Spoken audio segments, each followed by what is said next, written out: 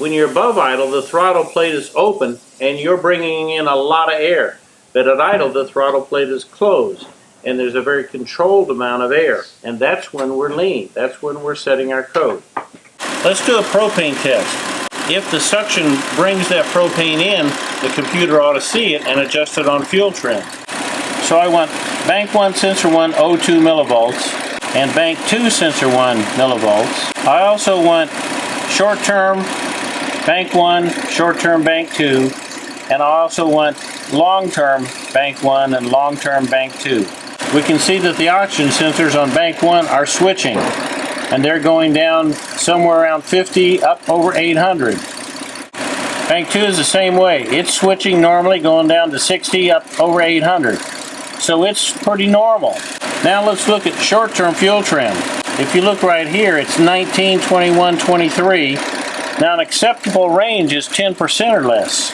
So this is too high. On this bank, we're about 14, 16. It's a little bit too high. Long term on bank 1 is at 25. It's 25 and it's just holding there. That's 25%. That's pretty maxed out for the long term to be able to adjust fuel. Now short term will not set a code.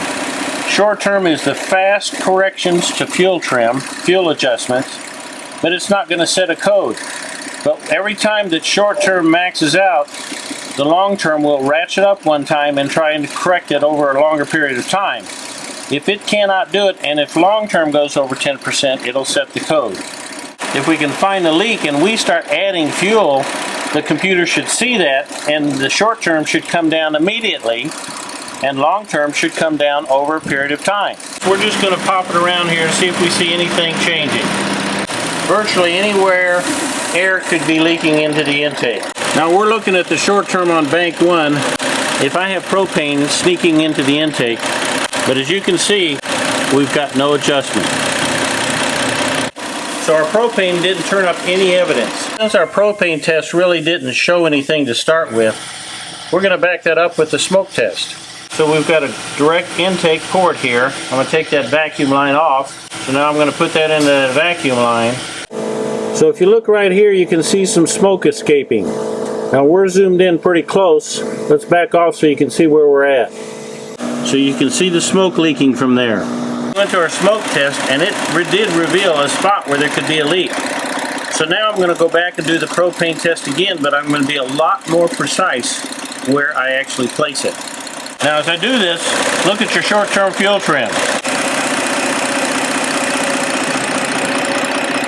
Now you can see a sudden and an instant change when I get the propane there.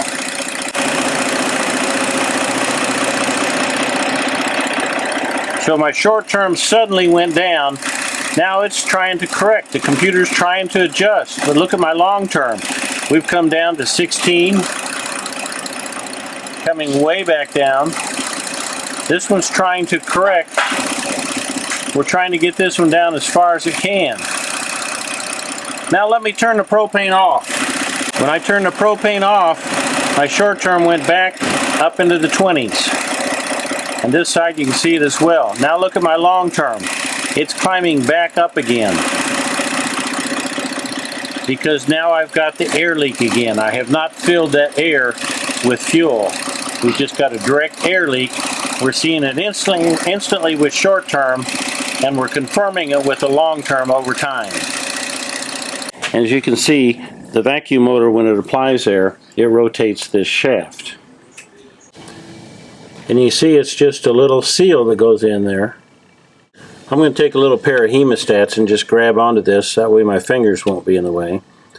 But you can see that that seal is no longer sealing in that hole. We can push it in and out, we can move it up and down. Well, obviously air can sneak past that. So like I said, in order to make this repair, the intake has got to come off. Now our problem is, on this first intake manifold runner, the shaft goes through the body. And you can see that there's a seal there. Right down in there is a seal. So as we open and close this, it is supposed to pivot.